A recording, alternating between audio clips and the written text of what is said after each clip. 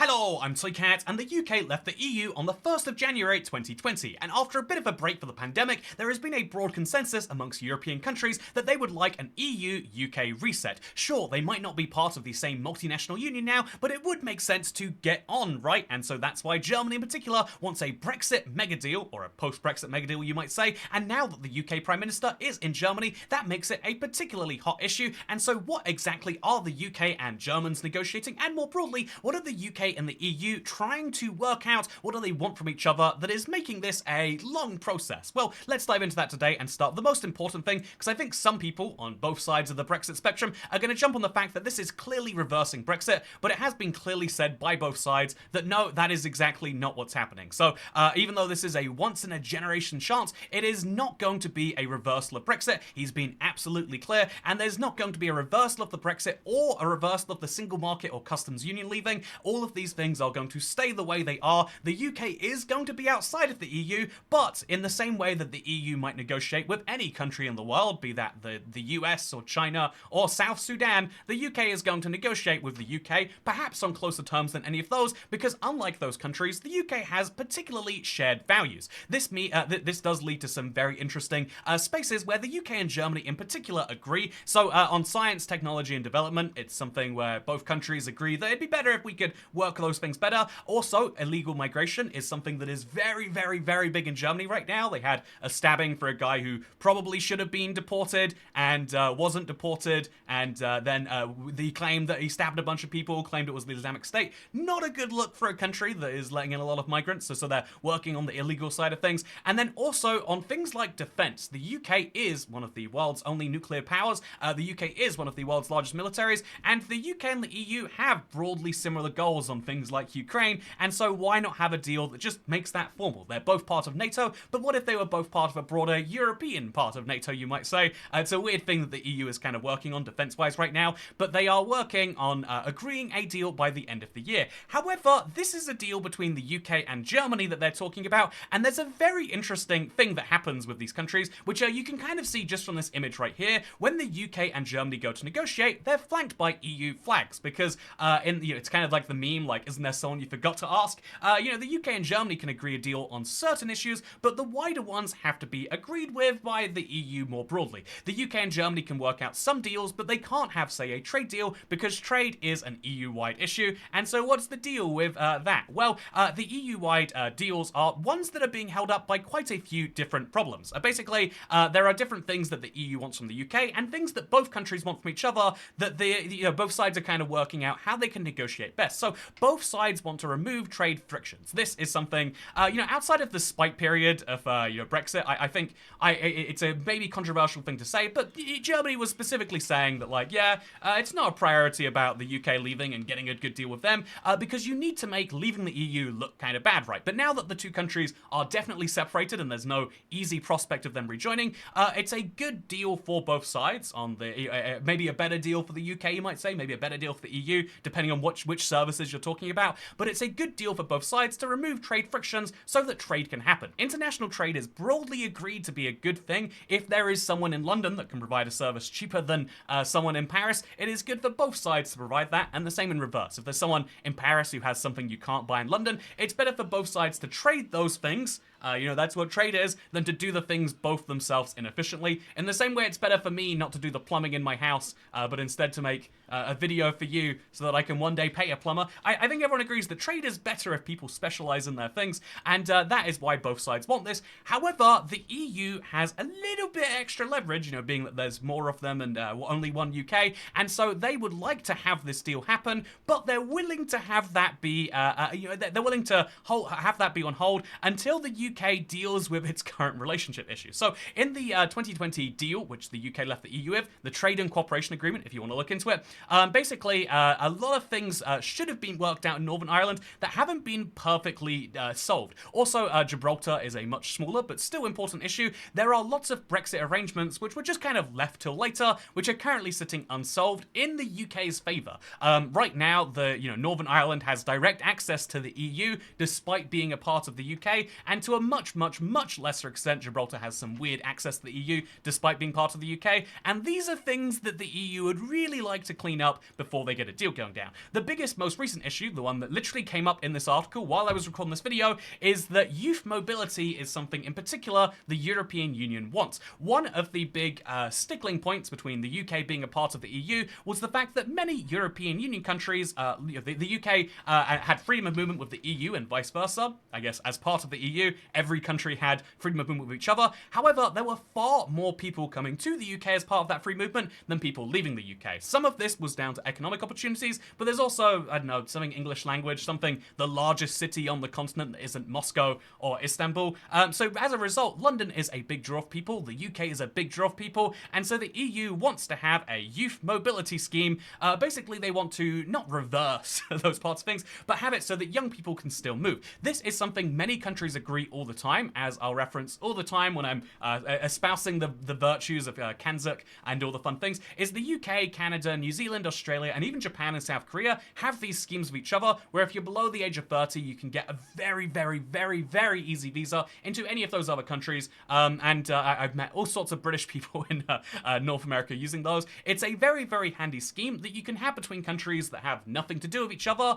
But, again, that is why it's one of those things where the UK benefits less from it than the EU does, and so if there's going to be a bilateral treaty on that, they want to make sure that hinges on a trade deal, and so the easy solution to both these things, right, would be, okay, the EU can get its deals on Gibraltar and Northern Ireland, which the UK is really hesitant to deal with, if the UK can get deals on not having something like that. Except that's still not a concession for the UK, and indeed the EU and the UK also have some issues of security, as obviously there's always the prospect of the United States being a non-stable security partner, and so getting a better deal with the UK on security and defense is something the EU wants too. However, something that they something that very commonly comes up when you're dealing with a giant body like the EU is they'll make some comments like, well, if there's an economic angle to the security deals, then obviously that would be a way of getting past the trade and cooperation agreement, where you don't get to be a part of the EU, but you don't have to pay into it. And so if they want to get any closer from that, you'd have to make financial contributions to the EU, and so that's the sort of thing that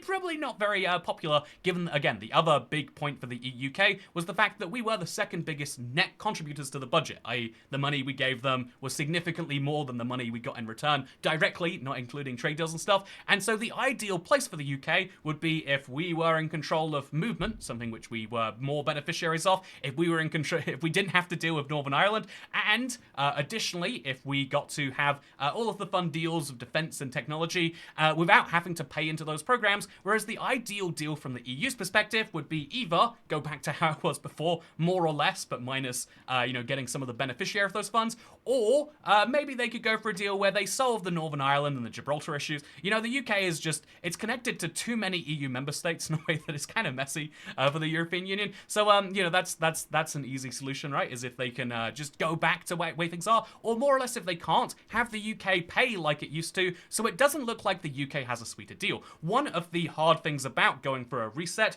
is working out a deal that is mutually beneficial. Has a lot of places where, there's a bit of brinkmanship involved, where the UK and the EU would be much better off just agreeing on a deal, agreeing on some deal where they both trade a bit more of each other. Both GDPs would get a boost of some form. This is why countryside trade deals.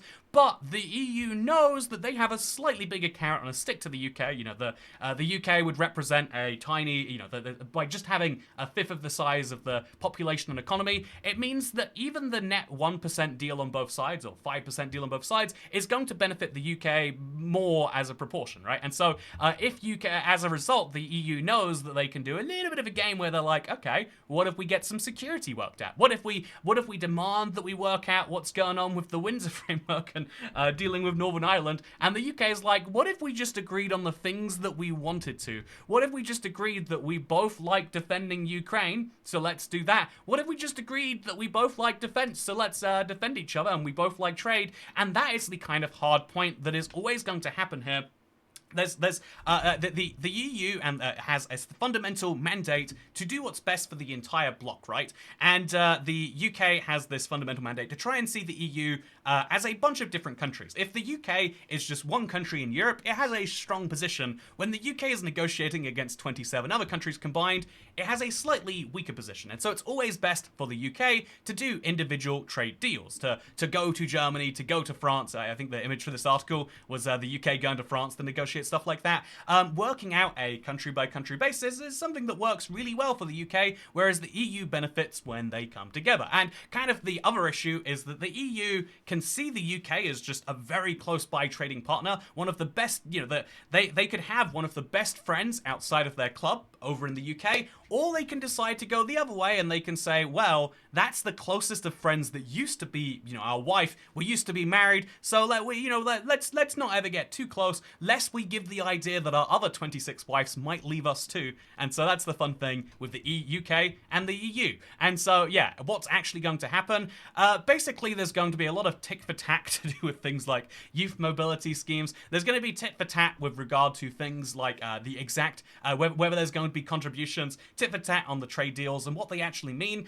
But broadly speaking, if they can ignore the biggest of issues, it should be good for both sides, and this should indeed finally be a UK-EU reset. Instead of these weird, spiteful conditions of each other, we can just agree on what would actually be good. So, small examples of that, like we discussed recently, the ETIAS system.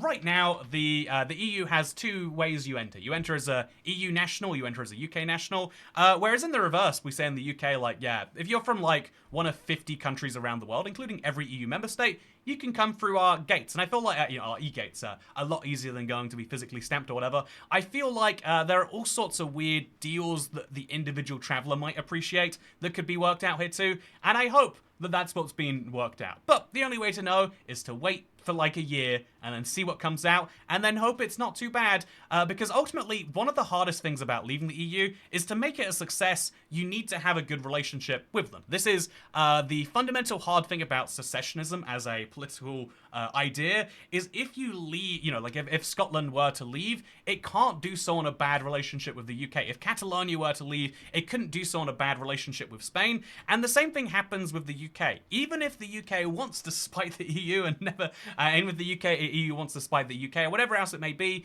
it's in nobody's interest to actually have that happen. And so as much as the UK does need to work on its agreements with the rest of the world, something that's become clear since Brexit is we still need to have some agreement with the EU, just ideally one that doesn't make us have financial contributions or freedom of movement or whatever else, unless you want those things, in which case, would be great, wouldn't it? But I guess if you want those things, you're probably just someone who wants to go back into the EU anyway. And at that point, you could argue, as the political accelerationist idea, is make the EU-UK deal as terrible as possible so that we want to go crawling back, which maybe is some people in the EU's goal. I don't know for sure. But this is well beyond speculation at this point. I hope you enjoyed this video. I would like to say I do think it's extra bad what's happened in Solingen, and I really feel like, in general, the UK and the EU can hopefully, if there's a bare minimum, even if there's nothing else that comes from this, hopefully the comments they make about irregular migration, about, people who should be deported because they are part of the Islamic State or whatever else may be, I hope that if there's one thing to come from this, it's that we can at least have fewer people be stabbed to death. Is that a controversial take? If there's one thing that comes from this, hopefully there's fewer people stabbing strangers on the streets of the small towns and cities. But maybe that's too much to ask for. For now, though, I hope you enjoyed this video. And by the way, look at that. Street View in Germany. It's crazy. I always forget to mention this in videos. But Germany has Street View now. It's nuts. But yeah, I hope you enjoyed this video. If you did, then consider giving me money on Patreon. I will use it not to improve the quality of these, but instead to buy kebabs and indeed the weird travel things. I'm going to Vietnam soon, so I'll use your money to buy a bowl of soup or something. It'll be great. Or I'll go to Lidl, which I wish they had Lidl in Vietnam. I know they don't, but I bet it would be great there, huh?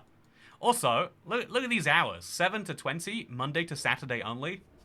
Man, Lidl's tight in this town of Greußen, I guess that would be. Anyway, thank you for watching. Second channel. Don't care. Bye.